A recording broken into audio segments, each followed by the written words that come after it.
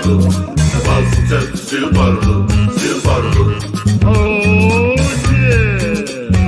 Still Poddable. Still Poddable. The Boston Celtics still Poddable. Still Poddable. Banner 18. J. King, Jam, Packard and the B-Rob. Still Poddable. Still Poddable. The Jay-Z, White, and the Catalog. Still Poddable. Still Poddable. The kids, the legends, the gods. Still Poddable. Still Poddable. Still Poddable. The Boston Celtics still Poddable. Still Poddable. Oh, yeah.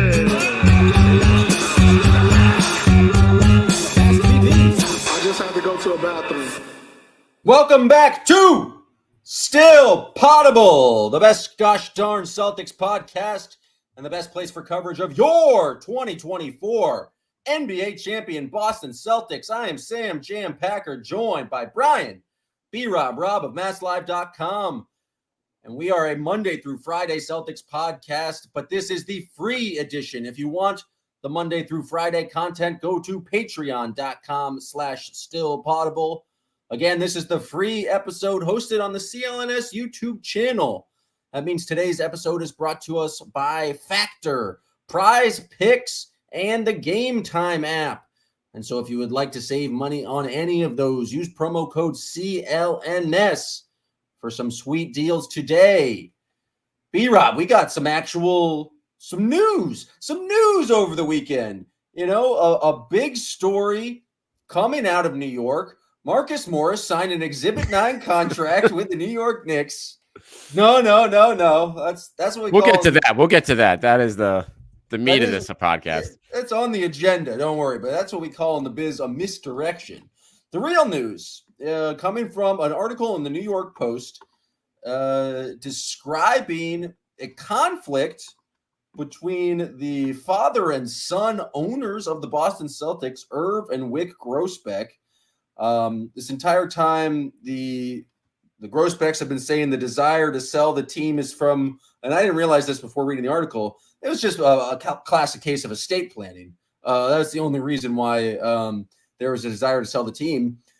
Apparently not so. Apparently, running the Boston Celtics is exorbitantly expensive, including signing every single player to massive extensions. And Irv, the real money man, the 90-year-old gentleman who I think said in the article owns 20% of the team, doesn't care for it too much and wants out of the basketball business. And that is the main reason what is driving the kind of why the Celtics are up for sale right now.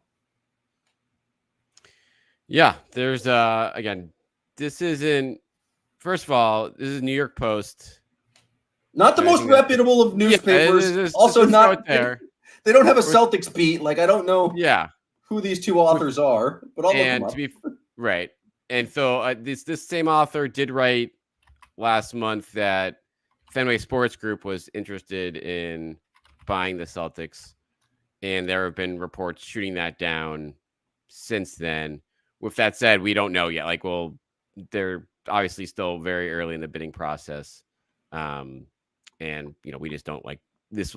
All this stuff will eventually reveal itself. But yeah, with that said, there's a lot of information in here, Packard. And a lot of it is stuff that we've talked about in the past of like, but now there's like some real numbers in play here, which I think is important in terms of where this team is at. And I think one of the first things that sticks out from the article, the report is, you know, they won the title this year as a 1 seed with tons of playoff home games, and the super maxes haven't kicked in yet for like Jason and Jalen. Like, things haven't gotten bad yet, and they barely broke even, paying just like $43 million or so in luxury tax. So that kind of just tells you in terms of like just where things are for the franchise, I feel like, Packard, and also just where how this Celtics run is like, okay, this is, if you don't own the arena, like, even if everything goes right for you and you sell out the building every night and you have a contracts that are still reasonable, just a little bit over the tax, you're still barely making money as a franchise. That's pretty eye-opening for like the potential buyers that could be in play here. Yeah, it seems pretty wild. And again, it's not like their books were released. It was an anonymous source telling us that they barely broke even. But you're correct. The Celtics, they get the ticket revenue, but they don't get any of concessions. They don't get. I think they get a small portion of advertising revenue for like certain electronic banners that go around TD Garden. But the majority of the revenue that comes from owning the building is from like ad revenue or like naming rights and things like that.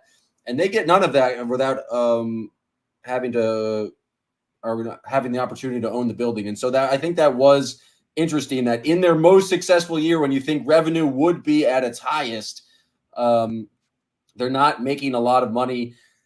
This doesn't like. I never know how to react to these things because I feel like, and it goes back to, I guess, lockouts past, where the owners of all of these teams always claim that they're not making any money. And then new TV deals come in and it's like, well, you're going to be making a crazy amount of money just from those TV deals alone. The value of the franchise is going to like increase significantly. And so whatever the Grossbecks bought the 360 million. What they said in this article was that like maybe if things go badly, they're going to be sold for $5 billion. And so, yes, I get the idea of like money paid out this year and money taken in this year is not the same, but the appreciation and value of the franchise has gone up more than 500%. I can't even do the math right now. And so it's hard for me to be like, oh, Irv. Poor Irv. It also gives me an appreciation for Wick being like, yes. And that's another interesting number that came out. I don't think we've known fully like these percentages. It says Irv owns 20% of the team. Wick only owns apparently 3% of his own money. And so, but he has been the forward facing owner. Wick, and I feel like he was on television or maybe on the Sports Hub last summer, just being like, if you want to win championships for the Boston Celtics, you just got to go out there and spend money. He's been very willing to be like, and I feel like Brad Stevens has talked about that. There's never been a move where they've been like, we're not going to do this because of any sort of financial limitation. And so Wick, knowing his dad didn't want him to spend the money, still feels like he gave Brad the blank check to go out and assemble a championship level team. Completely. Like, I mean, ever since, Danny stepped away and they started piecing it back together and starting with that 2022 finals run, they've been uber aggressive and have not been shy adding for the now and like pushing the chips in the middle, particularly with this Porzingis deal last year and the Drew Holiday deal right out, before camp. Thing like this is our moment, and so that is a credit to Wick and to Brad and the rest of the front office being like, we have a window right now, and we know it's going to be very tight in a couple years from now to, maintain even, 75% of this roster as is. So the more we get aggressive now, especially with other teams lacking assets or just lacking, draft picks, whatever, or just the urgency that the Celtics have, they kind of were ahead of the curve on this. When you look at the rest of the league and how this offseason went for the Sixers and then in the Knicks of the world. So for them to get in front of it before the shit hit the fan with, the bill coming due, literally and figuratively here, it is something else. But the Irv versus Wick part of this is fast because it is like the timing of the sale was abrupt and very surprising. So that would line up with being like the books came through, everything came through the year, and it's like, wait, we barely made money, and for the valuation can be $5 billion, but if you're paying the bills year after year right now, like it's one thing to get that valuation on paper, and then another thing to actually like see those dollars as opposed to just paying payroll and everything else. So it is a fascinating subplot to see that how this kind of played out and the awkward timing of how this is, this sale is going on here.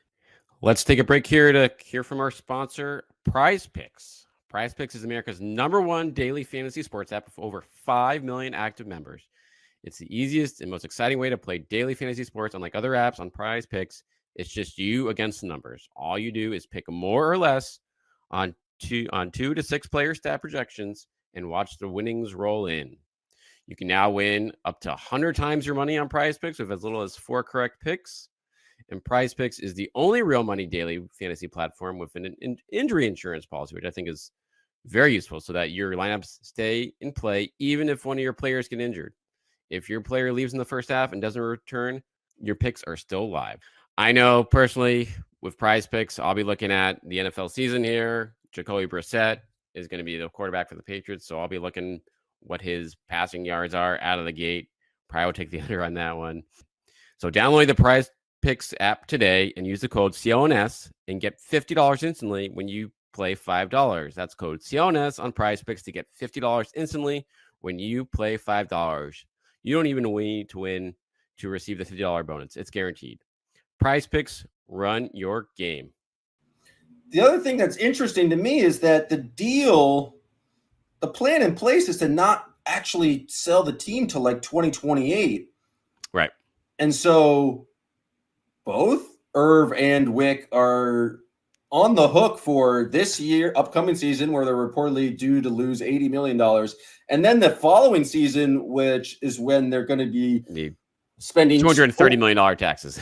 Exactly. And so if there's a kind of this desperation to like get out from under having to pay that, why set up this like tiered auction buying system for years down the line when you have these bills coming immediately over the next 2 years? That part has still never really been explained as to why they've tried to set it up that way.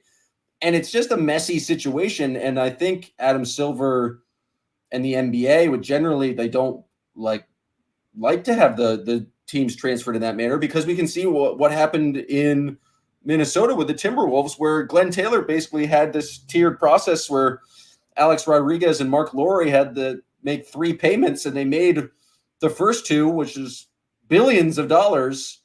And then Glenn Taylor was like, oh, the team's pretty good now.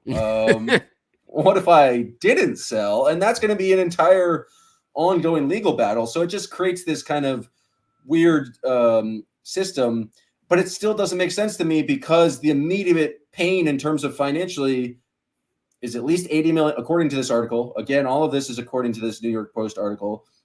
Is $80 million next year, and then that $230 million tax bill for the following season. So the timelines still have never really made sense to me.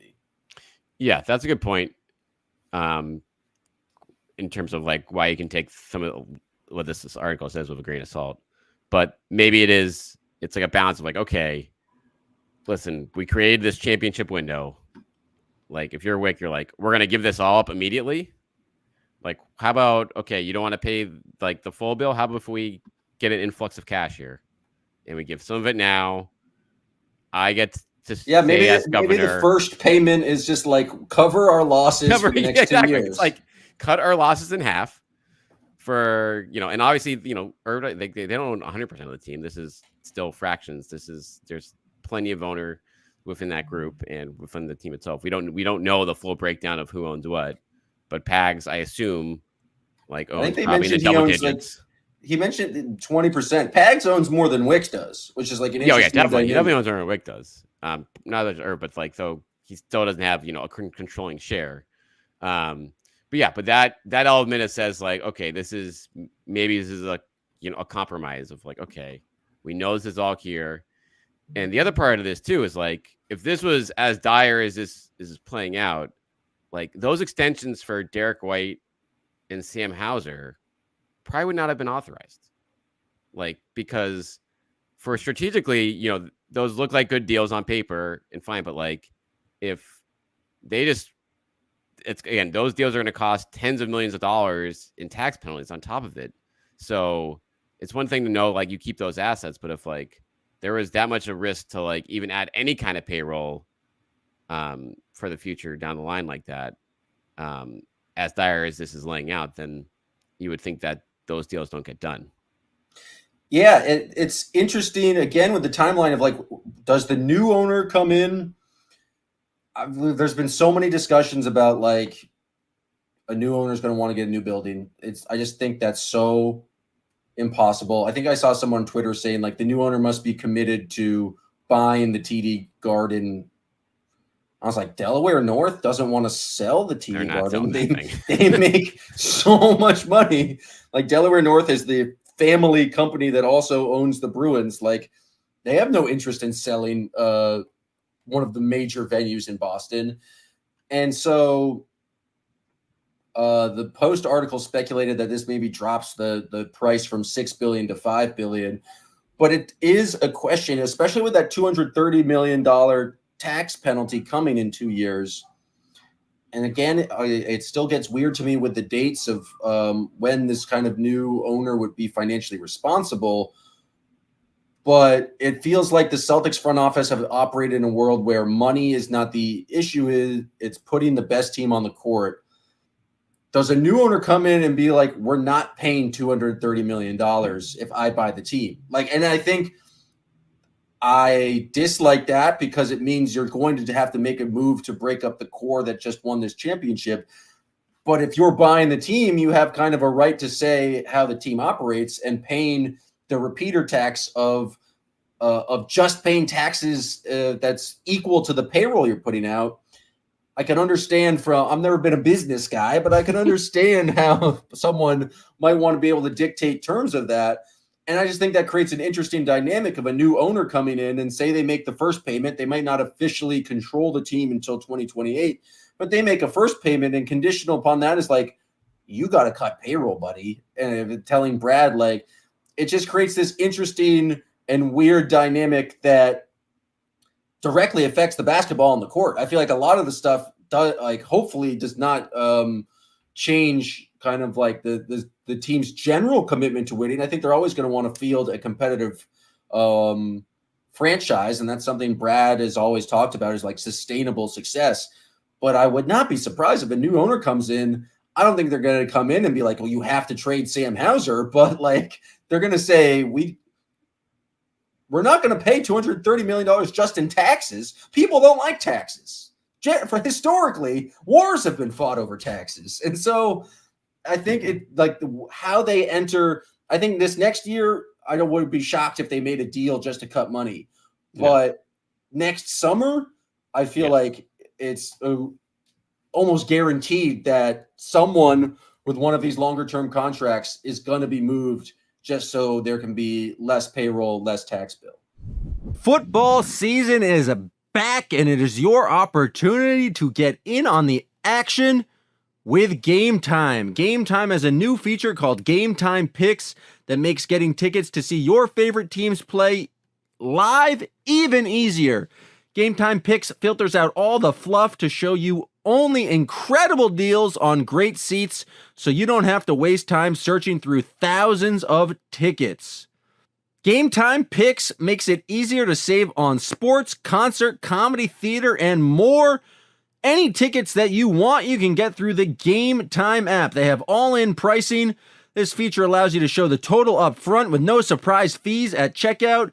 Seat views, panoramic views from the seat in the app before you buy.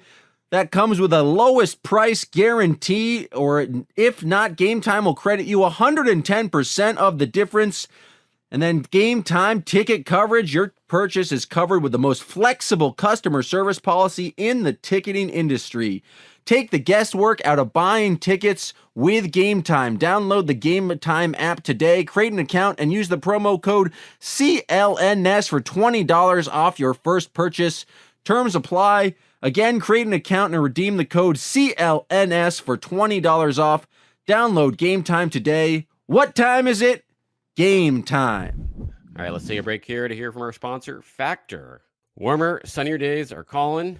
Feel for them with Factor's no prep, no mess meals. I know personally, at home, myself, my wife, my son Zach, getting mealtime ready is a big chore a lot. So Factor's fresh, never frozen meals are dietitian approved and ready to eat in just 2 minutes. So no matter how busy you are, you'll always have time to enjoy nutritious, great tasting meals. Make today the day you kickstart a new healthy routine. What are you waiting for? There's 35 different meals to choose. more than 60 add-ons to choose from every week. So you'll have a ton, a new variety to choose from. You can make every day delicious from breakfast to dessert. Stay fueled with easy, nutritious options. Keep kitchen time to the minimum. That's been huge for us. No shopping, no prepping, cooking, or cleaning up. They're ready for you.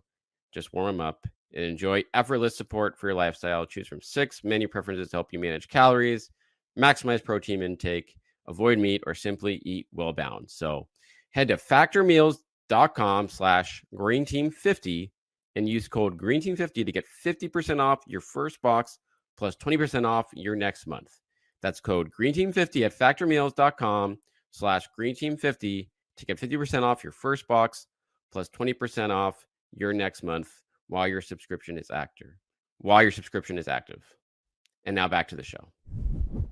Clearly, I mean, talking to people around the league, even before the start of last year, when they make these moves, they're open like this is a 2-year window for the Celtics. Like last year, and it's a pretty big deal. They got done in year one. Like important for a lot of reasons right now, like including taking the edge off, at least not from the player perspective, not from Joe Mazzulla's perspective, but certainly for the front office and stuff like that, being like, all right, we got done. Now we're playing with house money to a degree. Like, can we go back to back here? But it's a situation where if you're a new owner of a team, Packard, you want to come in like, hey, welcome to the team. Like, roll out the red carpet and now break up a championship core. Like, is that how anyone wants to like come into town? Probably not. But that's, I think, unless you're coming in with Bezos or Ballmer money, like that's probably some direction that it's going to have to be done. And I guess maybe Irvin Wick can kind of sell me like, listen, well, you're only getting half it, so you don't have to pay $230 million in taxes. You don't have to pay 115. Like, we'll chop that with you as long as Wick can stay in control. But all that stuff is still subject to negotiation, like price-wise and stuff like that. I imagine it's like with Mark Cuban in Dallas. Like, he was supposed to be a front-facing figure after the sale, but clearly they negotiated that where he disappeared into the background, and the new owners kind of were front and center when they won the West Finals. So yeah, once you're not actually the owner of the team, it just creates an awkward situation where if someone comes in and buys the team and is financially on the hook for the team, Wick can't. It just doesn't make any logical sense for Wick to be like, we already know now that he only owns 3% of the team. It doesn't make any sense for him to like remain the front facing owner once you come in and kind of everyone knows that this other person is waiting in the wings, or else otherwise you have this very awkward situation like in Minnesota where you have two owners who hate each other sitting on different sides of the court during playoff games. And so I'm imagining the Celtics are going to want to avoid that, but it's been interesting to see, like, I feel like with other teams, we've heard about rumors about potential buyers. I would have thought the Celtics were like one of the higher desired organizations to buy in the NBA. And maybe this is entirely just, I don't know what type of bias it would be, but just like, I feel like there would be more interest. But we've heard that report about Fenway Sports Group. We've heard Bezos' name floated out, but that was by Bill Simmons, like kind of speculating on his podcast. But other than that, I don't think we've heard any other kind of rumored individuals, maybe because the asking price is north of $5 billion and not a lot of people have that kind of money lying around. But I would have thought we've heard more kind of just speculation about potential people who wanted to buy the team at this point. Yeah, I think, again, I would imagine there's just pretty early in the process right now. Like, they're got to put all the books on the table, essentially, of like, okay, this is what we have. This is our future. This is who owes what this is how we run. And it takes a long time to put that picture together if you're putting together a sale for something like any, sports franchise, much less the Boston Celtics, coming off a championship. And so, yeah, I imagine as we get into, once the season gets going, we know that their target is to get this done during this season, the first half of this, which means I think as we roll into the fall here and into the winter, that's when the rumor mill will probably start buzzing more, because once things get serious about something like this, like it's going to be, the web of people that know about it will get a little bit bigger, and we might be hearing a little bit more buzz on this front. But I do think, like, how much do you think articles, like, or just the knowledge of stuff like this for, like, Missoula, Brad Stevens, etc., knowing, like, the sense of urgency for this season coming up, knowing, like, hey, there's a lot of uncertainty past this year on a variety of fronts, but certainly from a player standpoint, we're definitely not guaranteed to be able to bring this group back. Like, we know what Joe's mentality is, but if you're Brad right now, do you potentially use that extra first round pick for this year, like at the trade deadline, et cetera, like knowing that, like, you really got to make that push now because you just may not have that option at all come next year. You talking about trading a first round pick and adding more salary to this team, B-Rub? That's crazy. No, I mean, I don't know. I think it's an interesting, like, thing. I feel like Brad might consider it more than Missoula. I feel like Missoula is so just, like, locked into winning that he doesn't need any more, like, extra motivation. And I don't think Missoula is going to be able to, like, necessarily, like, talk to the players about, like, the financial ramifications. Like, as soon as he gets to that, there it's like in one ear, one out the other. It may have an impact on Brad because, it's directly affecting his operating budget, I would say. And so, I mean, if Brad does trade one of his first round picks, are we reading too much into that? Because Brad also hates first round picks and only has made his first one ever in this last draft. And so he's never really been a big fan of trying, like, unproven rookies. The other thing, like, there does put, thank God they won last year, because if they didn't win last year, there would be so much pressure on this season, especially with Porzingis being out. With Porzingis being out, but with all of, like, the craziness that happened before they won the championship of, like, all, like, getting to the door. Like, say they lost the Mavericks in the finals. It would be frightening how much, like, be life or death. And this is a question for you, B-Rob. Do you think when the Celtics blow a lead early December and just lose a game they absolutely shouldn't, do you think people are, or do you think people are going to be a little bit more chill and be like, yeah, we won last year, that things happen, it's December? People are definitely going to be more chill this year. Like, no, because there is so much, I think, damage from, like, previous playoff, like, collapses against the Heat and the Warriors, etc., from those last couple postseasons, especially in crunch time situations. That stuff added up, I think, for a lot of the fan base. Now, with the way they rolled through things last year, pretty much top to bottom from the whole season, like, if there's any team that has earned the benefit of the doubt, like, it's this one. For this, I think you're underestimating the folks of Twitter.com and their fury and poor late game execution, or what they see as bad effort on a second night of a back-to-back in Atlanta or something like that. There was no track record before, though. It's like now there's the track record.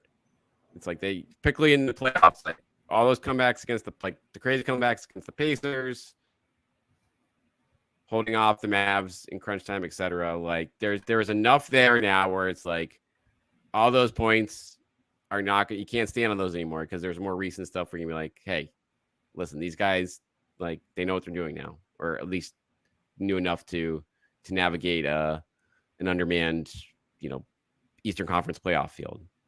But it is. But I mean, well, it is a fact. You're right. If they also they didn't have any adversity last year. They didn't have any real losing streaks. So if they lose 4 in a row, 5 in a row, God forbid, then I think the Celtics have lost it. It's a different team. The pressure from the sale is getting to them. We'll see. I'm excited to interact with perhaps a new, chiller version of Celtics fans, but I also kind of love the craziness that Celtics fans would get to anytime there was one bad performance. Yeah, passionate fan base. I mean, it's great for the players though too in this situation of like all these guys are paid, like ownership. Who gets? I mean, yeah, someone might get traded that obviously is going to hang over the team, but it's not going to be this year. So there will be no extra like pressure on those guys from that standpoint, which I think is very good news if you're a fan of this team, of like the players can focus in on what matters. Everything's locked in for them and it'll be all right there essentially. Yeah, I was actually watching a clip from Jeff Teague's podcast recently. And I've never listened to an episode of Jeff Teague's podcast, but he's got some great clips and some great storytelling. And I don't think we appreciated Jeff Teague enough while he was here in Boston. In fact, I think I said probably negative things about Jeff Teague, but that's because he didn't tell any stories when he was there. But he was talking about his first contract year and like signing his first contract and how much like that just weighed on him every single game, because he was like, I need to have a 38% 3-point percentage if I'm going to have like set myself up. And like, it totally affected how he was playing. Thankfully, none of the Celtics have been in that kind of like contract situation, but you're right. Every single person is set up, guaranteed contracts.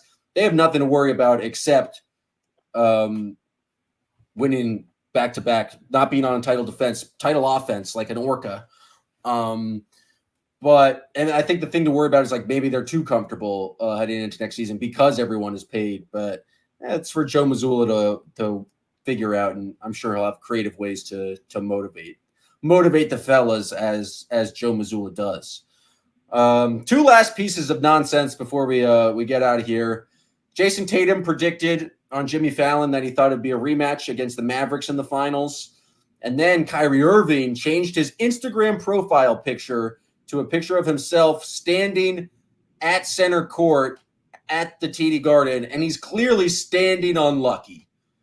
And when is this guy going to learn that messing with Lucky in such a public manner is not going to work out for him? He performs terribly at the TD Garden. And maybe this is him trying to like sage the situation, or but you don't tempt the leprechaun gods like that. He can't help himself. It'll be till his like retirement day in the NBA. He'll be taking backhanded swipes at Lucky in Boston. And it's funny how it's kind of played out over the years, and particularly with this last finals. But that's just good. At this point, it's just entertaining, if nothing else, on that front from him. And I feel like it's the exact thing that if Kyrie Irving gets asked a question about this, he's going to be like, I just set it to a picture of myself, you assholes. But then you can't say that you have a third eye and that you're like doing all this thing. You could have set a picture to yourself standing on any court in the league. It could have been the Mavericks home court, but the picture is very clearly Kyrie Irving standing on Lucky at TD Garden. If the man, he has to be self-aware enough to know what's going on there. And so it doesn't stop with him. He's always been an interesting character, but good luck to him. I'm shocked if the Mavericks get back to the finals next year. Yeah, I mean, if Clay turns back the clock, maybe. But if you're going to bet between like return to the finals or first round exit for them, like I lean more towards the first round exit in terms of just like, I think everything kind of broke perfectly for them last year. And this time around in the West, it might not be so easy. How do you feel about Mook in the Garden, MSG? I feel great about it. I love Mook. He signed what it was an Exhibit 9 contract. I didn't know. Yeah. I don't know So what that's that like is. what all the guys that the Celtics had last year were on Exhibit 9s, like coming into camp, like Stevens. So it's pretty much literally just like no guaranteed money. And yeah, you earn a spot, you're in a spot. But if you get hurt, like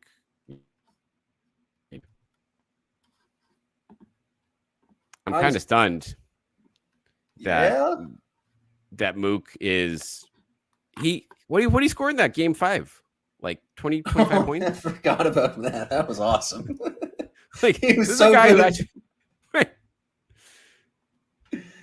He was so good in that game. He was single-handedly kept the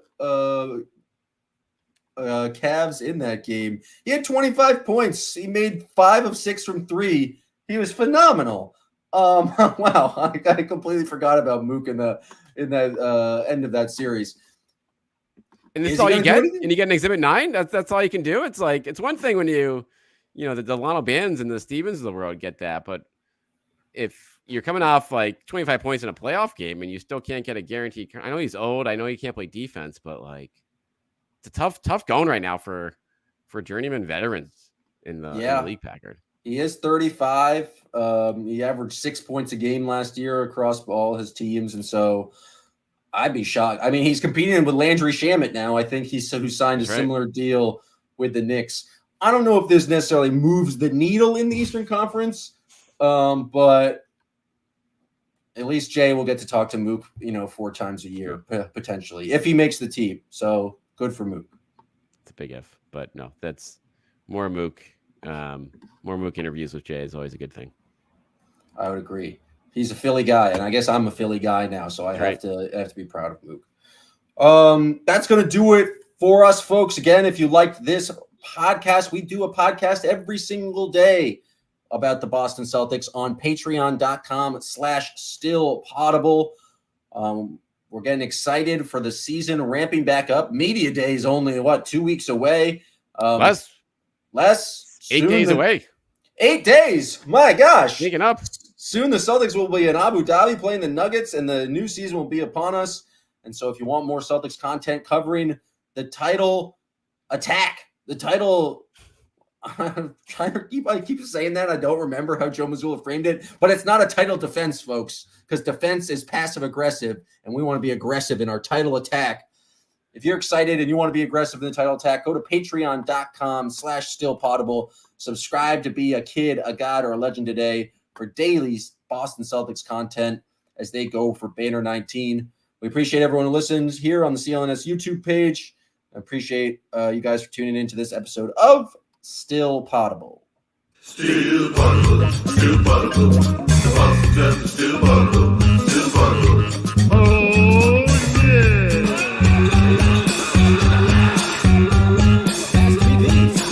Go down from eating and drinking and all that wild stuff.